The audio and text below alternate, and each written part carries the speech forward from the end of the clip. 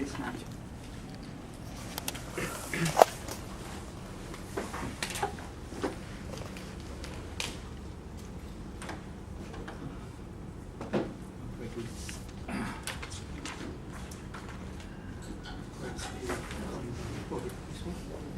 Show slides. Thank you so much, the organizers, to have me here. If you are familiar with Keynes, in 1930, Keynes wrote a very influential pamphlet, if you like, against Mr. Churchill. The title was "The Economic Consequences of Mr. Churchill," in which he attacked Winston Churchill for the decision to go back to gold standard at the time, after the World War, and everybody wants to go back to gold standard. And according to Keynes, that would be a disaster for the economy, because it will subject the UK's economy towards the most powerful dollar holder at the time, which is United States. So I just steal the title because I think it's very good title. So this is the economic consequences of Mr. Jokowi. But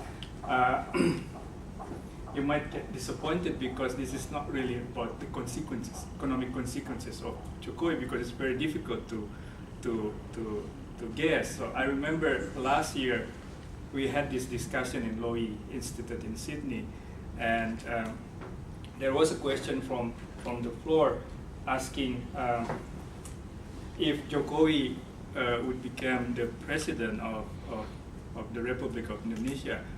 What do you? The presenter was my colleague Titi Suyahmun, Uki, and then her response was, "It's difficult because it all depends on the cabinet," which is true. So what I presented here is mostly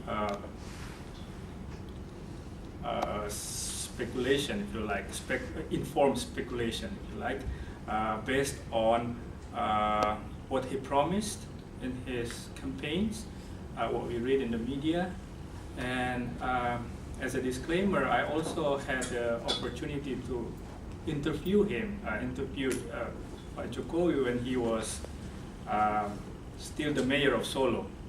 So I did a study back in 2007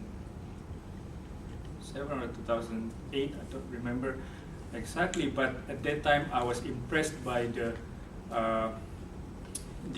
advancement of Solo as one of the success story where the good mayor can bring up good development in cities like Solo.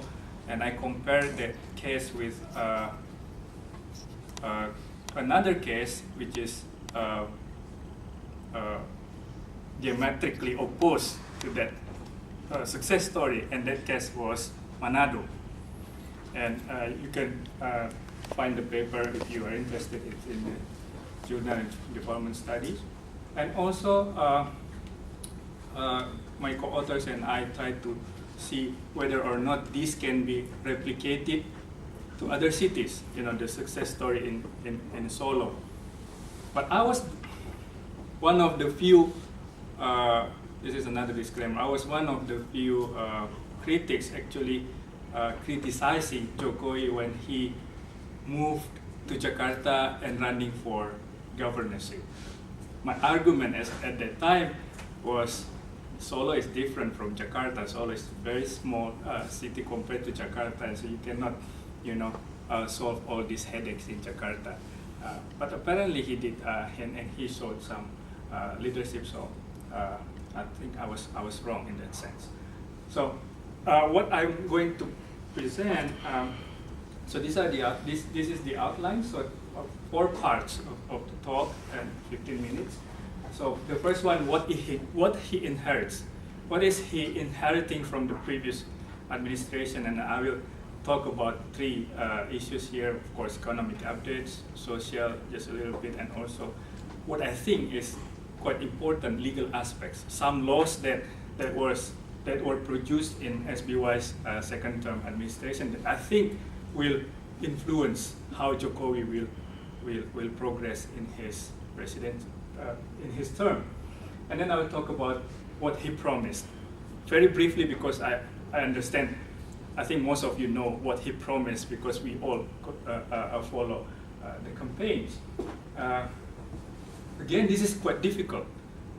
Many of you probably have seen this document that the team submitted to the KPU. It's a 50-page something long document, and if you read it, if you don't have headache, I salute you. You know, it started with this Trisakti, right?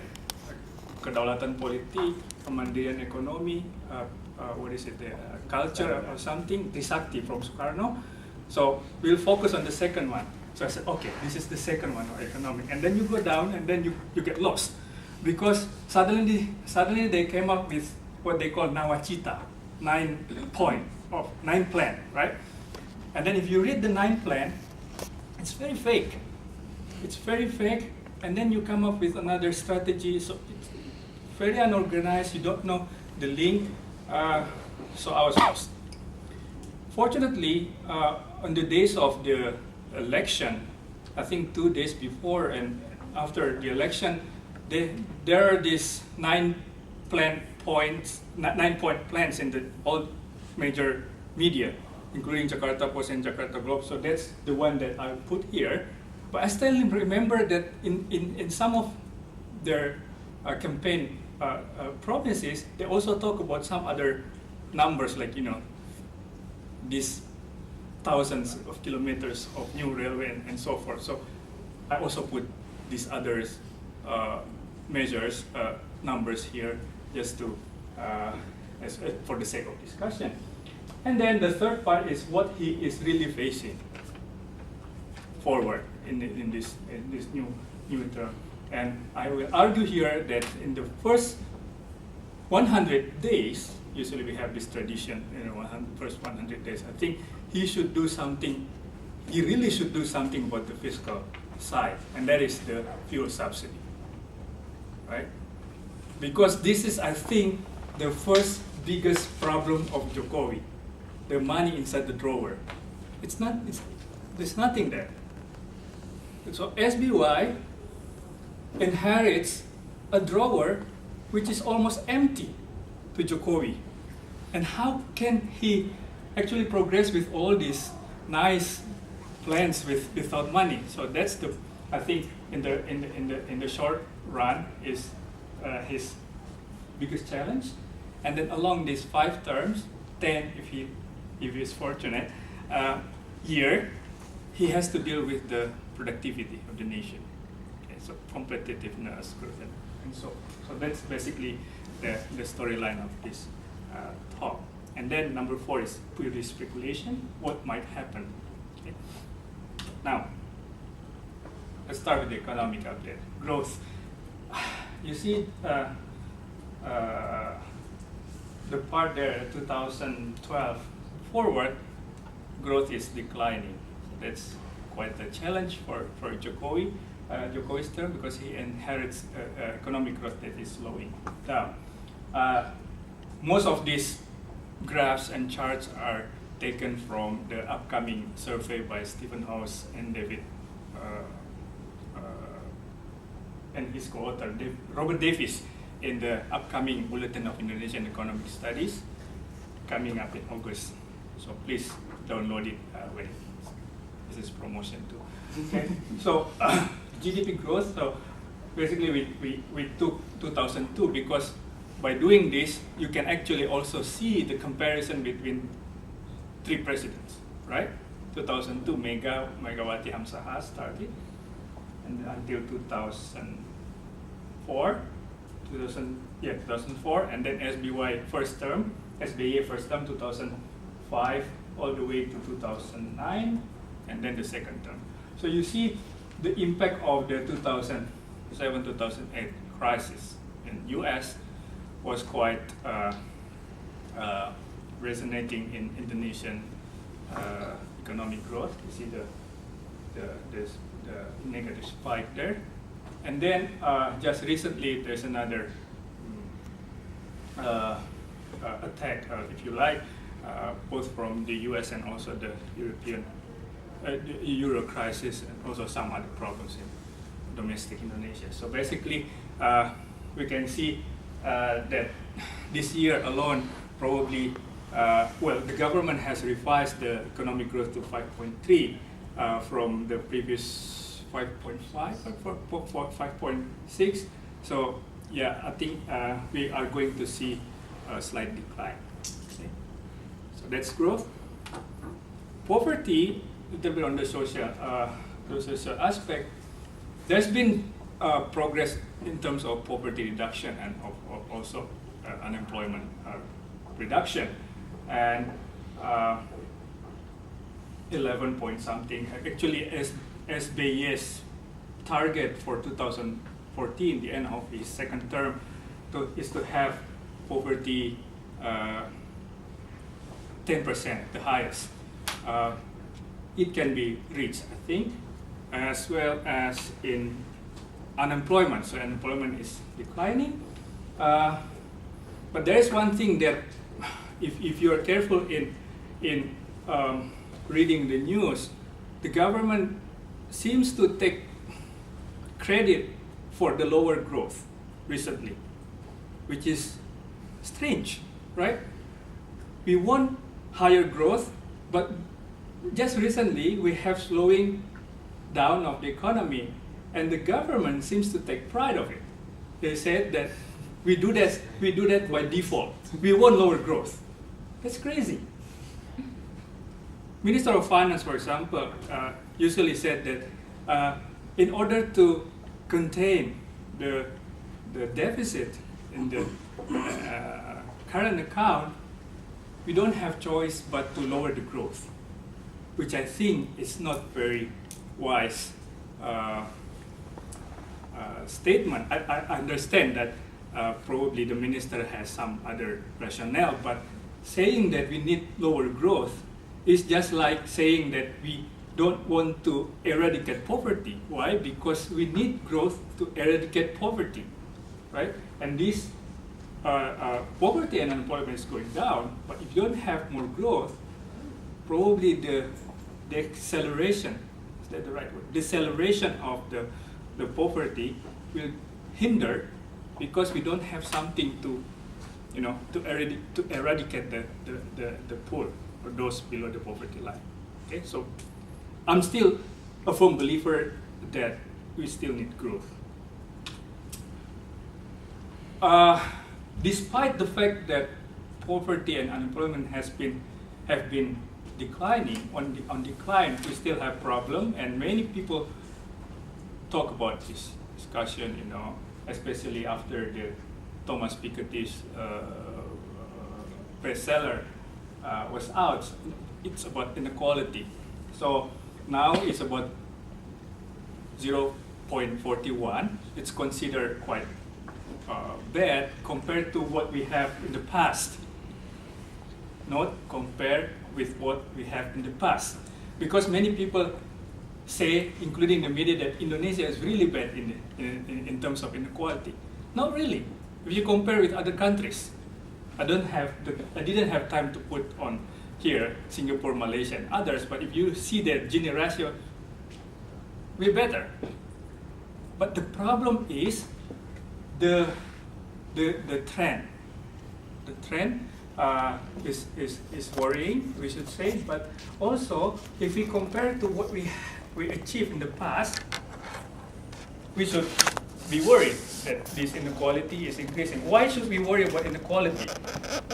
Because inequality has the potential to deteriorate, to undermine the potential of growth in eradicating the poverty.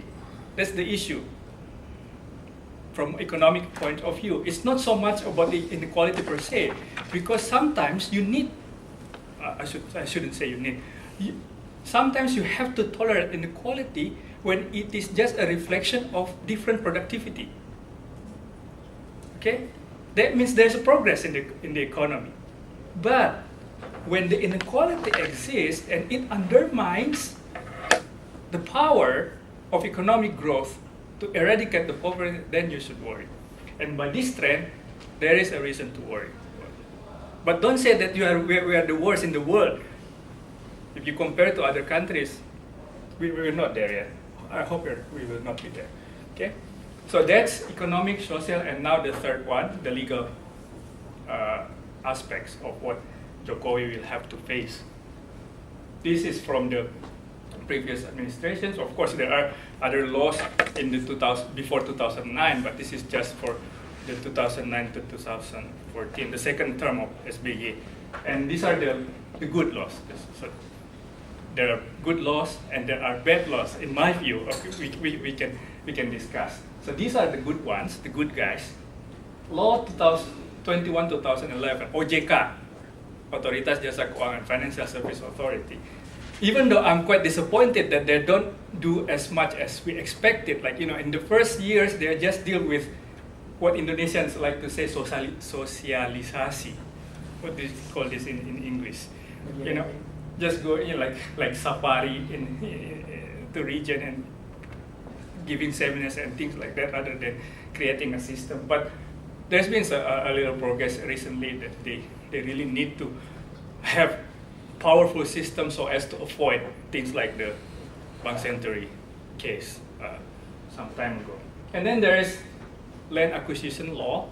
I think that's also a very good law because traditionally we always have problem when we are going to build or to construct, to build constructions in Indonesia, including investment. Why? Because it's very hard to free the land. So there's this land acquisition that enables the government to deal with this kind of problem more easily. Law number 5 on civil administration. Of course, there's discussion about the need to reform the bureaucracy in Indonesia, and this is, I think, one step towards that initiative. And then law number 6, just very recently, 2014, on villages. And this, I think, credit has to be given to PDIP because their representatives in the DPR really push this forward, the law on villages. Of course, there are criticism, there are negative aspect also, but in total, I think the law on villages is very good initiative. It is very good law. And now comes the bad ones. Okay. This is just my opinion. Of course, we can have different views on this. Law number 13, 2010 on horticulture. Basically, all these laws, if these laws are colored, you can see the color. It's all protectionistic. So basically, that's the message of these laws. For example, laws 13, 2010, there's this 30% cap on foreign ownership. Import permit has to be acquired from Ministry of Trade and Ministry of Agriculture, and the other laws also requires permits from multiple agencies, multiple ministries. So that will make extra layers in the bureaucracy. Law on food. So there's this idea, and this resonated in Jokowi's campaign: food self-sufficiency, food sovereignty, food security. Okay.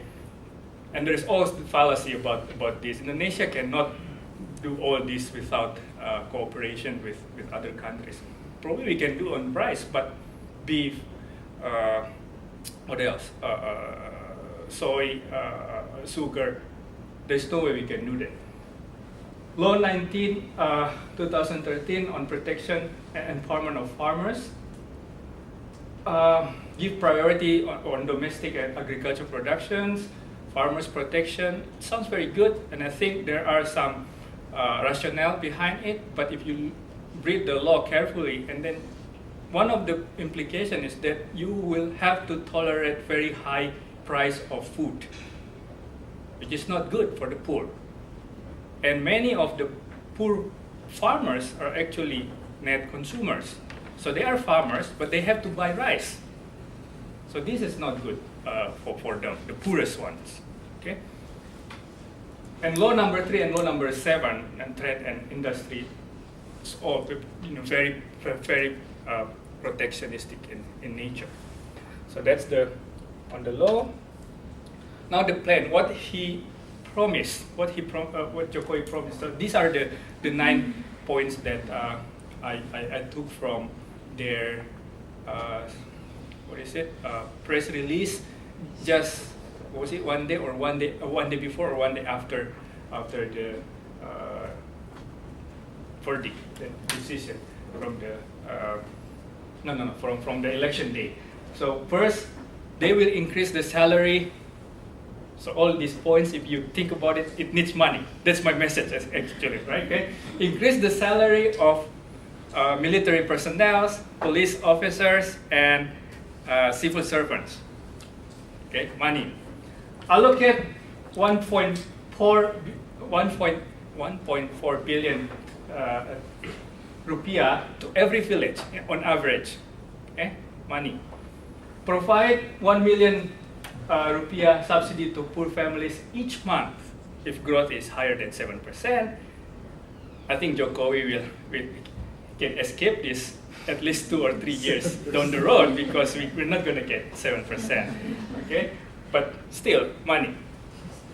Offer land ownership program to 4.5 million families, revitalize irrigation on 3 million hectares of land, and so forth. All money. Revitalize 5,000 traditional markets, create 10 million new jobs in 5 years. Provide free health. This is the Kartu Sehat, right? This is the Kartu Pintar, the education card. Free and improve the education quality of pesantren. That was, I think, his way of approaching the Muslims. So that's the 5-point plan.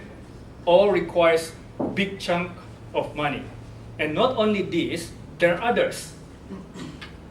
Okay, and at least this were written in the media. This was said during the televised debate. So, for example, the media said they will cut the fuel subsidy gradually, which is good, because this is not money, this is saving, right?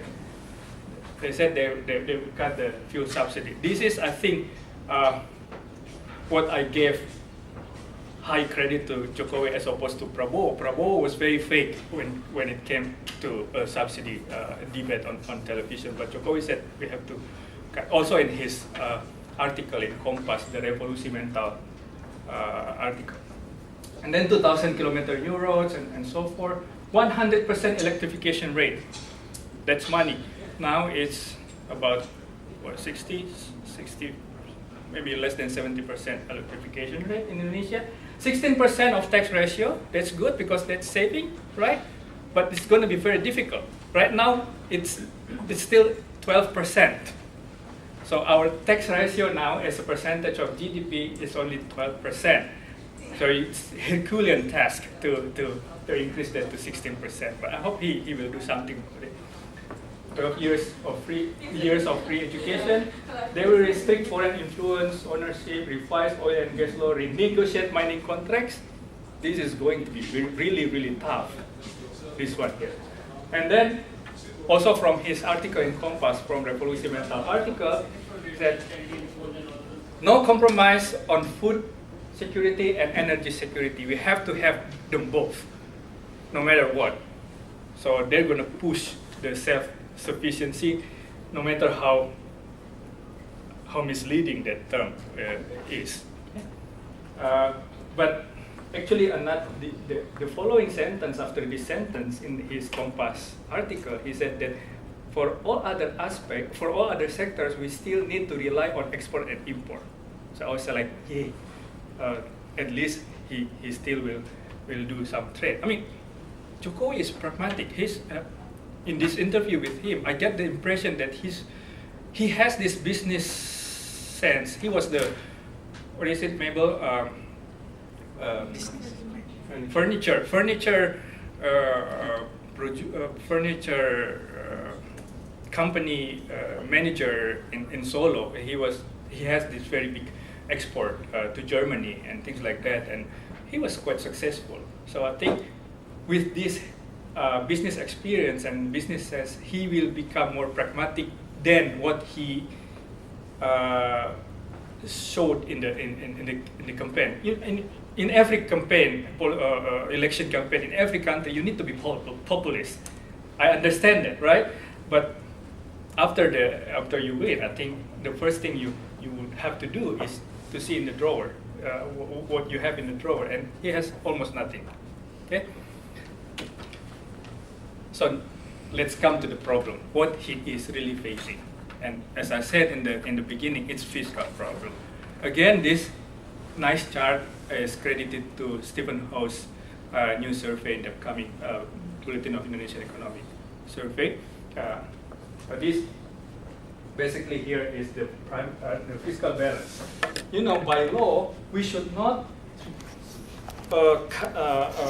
go below -3, or we should the deficit, the budget deficit should not be higher than 3% of GDP.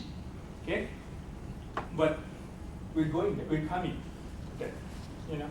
So that means if we don't do anything, we're gonna reach the threshold, and the government have to deal with the DPR, and that is against the law.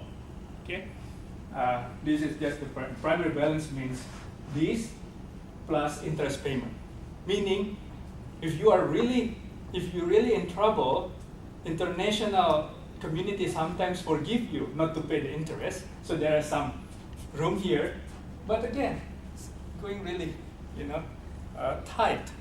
So the fiscal situation is really squeezed, and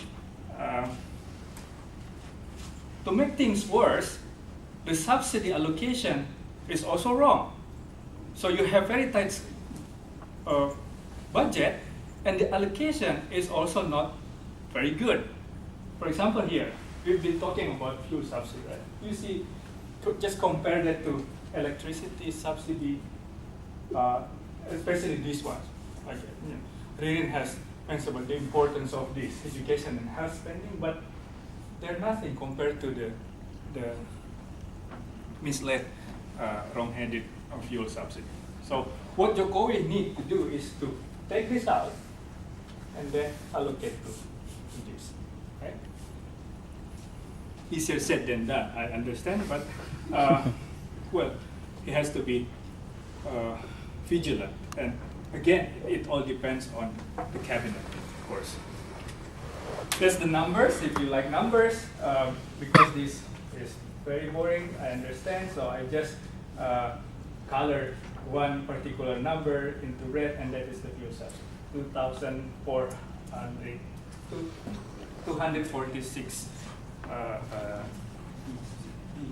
trillion rupiah, which is $24 billion. Huge. Okay. So that's fuel. This is energy, and they said that we, you know, in the APBNP, they said that we managed to cut the fuel subsidy, but actually no. If you compare with this is 2004 agreed. That means the one that was just agreed between the government and DPR a month ago, right? Because in APBN cycle, you will have to submit what is called APBNP, APBN Perubahan, and then the DPR has to vote. Okay, and this is the agreed one. This column here. This is the revision. They revised and then they submitted again, and then they waited for the vote.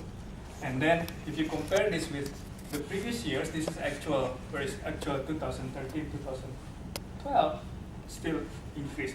Yes, it is lower than the revised one, and they take credit of this. We cut the fuel subsidy. Well, no, if you compare to actual 2013, 2012, right? So it's still big. Right.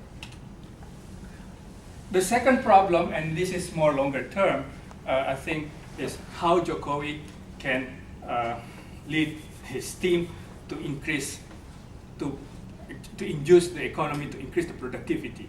And as you see here, this is Indonesia, the black one here. We all in the neighborhood suffer from the ASEAN financial crisis, yes, the productivity goes down. Almost all of us, here, Thailand, Malaysia, and Philippines, but we are one of the worst. You see this jump down here, right? While the other countries, like China, Singapore, of course, it's even higher than US. And so one of the challenge, I think, in the next 5 years is how to deal with the productivity. And this includes everything from investment climate, growth, inflation management, and things like that. Okay. So what's coming? So this is the last slide. Fuel subsidy debate, I think, is going to be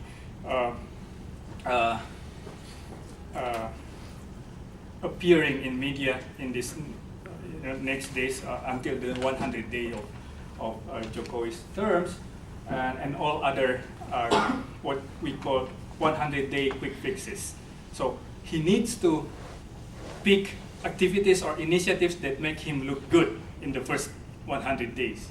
Okay, so probably SBY. I remember in 2009 he has all these initiatives for laws, like drafting laws, and then after the year 100 he said that I already drafted all this law and we have submitted to the DPR, and then they will.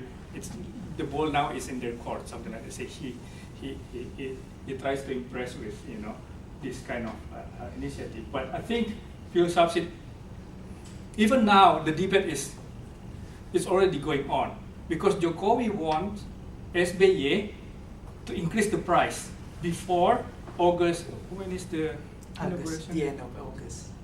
The end of August. Before the inauguration day, which is the end of August. So he wants SBY at least increase part of the